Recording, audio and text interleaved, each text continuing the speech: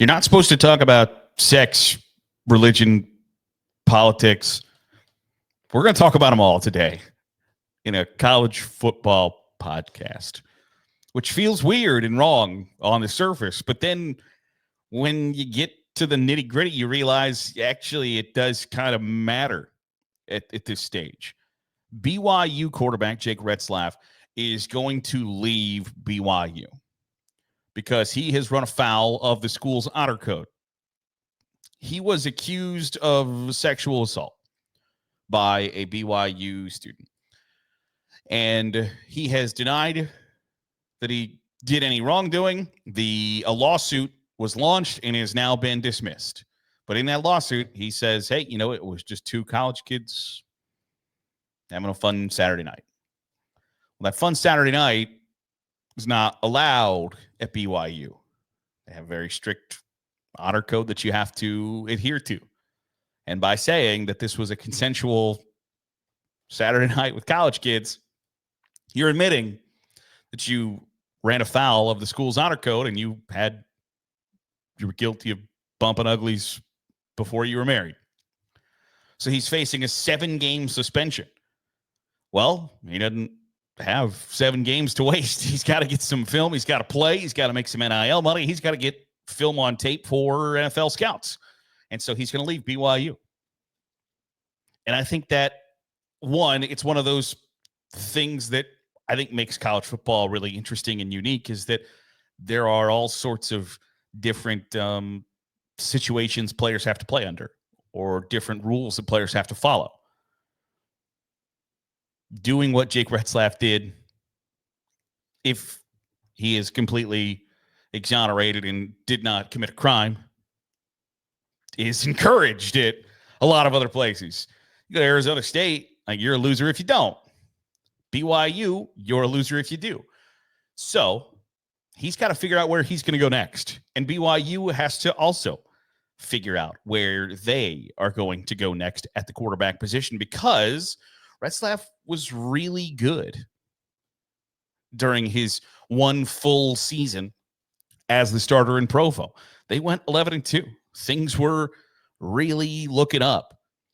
And they were excited about the way things looked in 2025. And now they don't look probably nearly as rosy as they did a week ago. But he's conceivably going to leave BYU, despite the case being dismissed, despite him continually saying, I have done nothing wrong. And that's an interesting spot to find yourself, I think. Now, BYU is going to be in good hands eventually. They've got a 5-star quarterback in the class of 2026 named Ryder Lyons, who committed earlier this week, last week, and is going to be on campus at some point. But similarly to the Jake Retzlaff situation, Ryder Lyons is a believer of the Church of Jesus Christ of Latter-day Saints, which means he's going to go on a year-long mission trip. So he might not get to BYU until the 2027 college football season. And again, that's one of those things that puts BYU in an interesting position. There are people who would say disadvantage. I wouldn't go that far. It's just a unique situation.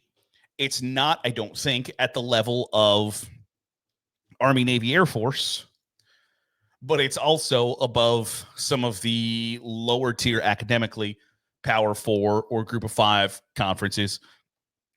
It's somewhere in between the Stanford, Vanderbilt, Notre Dame, Tulane, academic standards being really high, Northwesterns, and the Army, Navy, Air Force academic standards, plus I need you to sign away your life for the next 6 years after you play college football.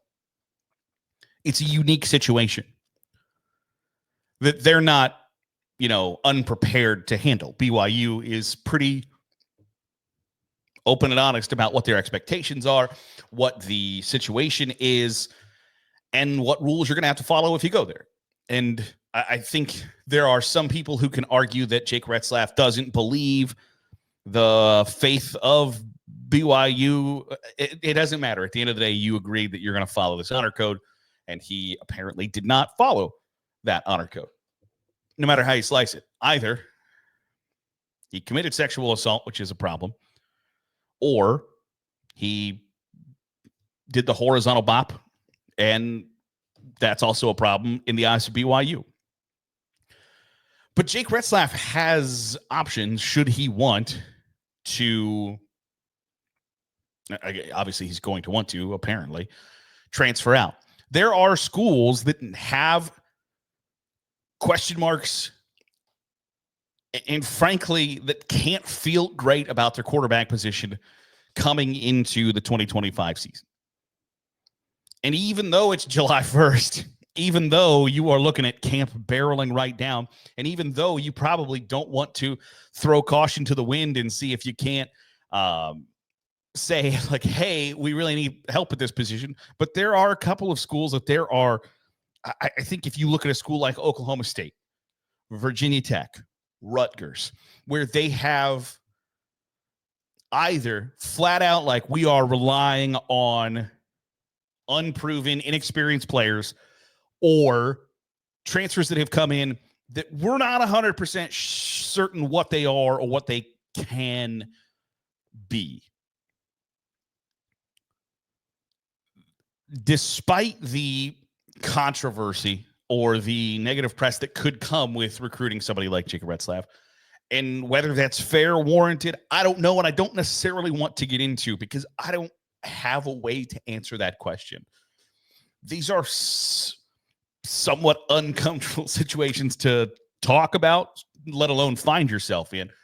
And I haven't talked a lot about BYU because I think you're always kind of inviting the worst people on the internet to talk about things outside of football or things that are directly related to football when you bring up situations or an institution like that.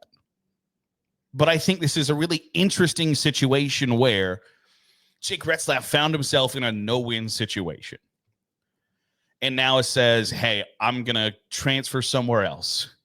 And even if he had transferred in the normal transfer window, I think there were a lot of people that would have viewed him as a high priority target in the transfer portal, that he has an established history of 17 games under his belt as a starter. Plus, he's played pretty well as a starting quarterback. And so that was going to drive a lot of interest, going to drive a lot of NIL offers. At the same time, can you ask yourself if you are about to reward somebody who is accused, and I don't want to get into the accused, he said, she said, blah, blah, blah, but you are at risk of putting potentially an NIL offer in front of somebody accused of sexual assault. You are in a situation where you are potentially turning over your college football program and the success or lack thereof to your program in 2025 to somebody accused of sexual assault. It's this really interesting tightrope that you've got to walk of saying, I can't punish somebody I can't punish a man if somebody did falsely and knowingly, maliciously launch a lawsuit against them, knowing that they hadn't done anything wrong. The alternate side of the coin is they were well within their rights and decided against. There's just a lot of different factors at play that are uncomfortable. But on the field, both BYU and Jake Retzlaff now have somewhere to go, somewhere to move, decisions to make. This matters on a football level. And so there are programs who are, I think, going to have to be interested. And while that's probably unpopular in the locker room, maybe unpopular in a fan base, or unpopular in the offices of this college university you represent, do you have to do what's best for your football program? Yeah. And so there are schools that are like Virginia Tech, Rutgers, Oklahoma State, Iowa, who feel like they could be something in 2025 if they were good at the most important position in the sport. And so I don't think you're going to be all that surprised when it comes out that there's going to be a Power 4 school. And maybe if it's not a Power 4 school, it's a school that Jake Retzlaff has had a relationship with in the past or considered coming out of junior college when he chose BYU in the first place, where he looked at a school like New Mexico State, where he looked at a school like Hawaii that probably could still use a quarterback, especially one that played as well as Jake Retzlaff has. There's just a lot of different moving, interesting parts to this entire situation and story, in my view.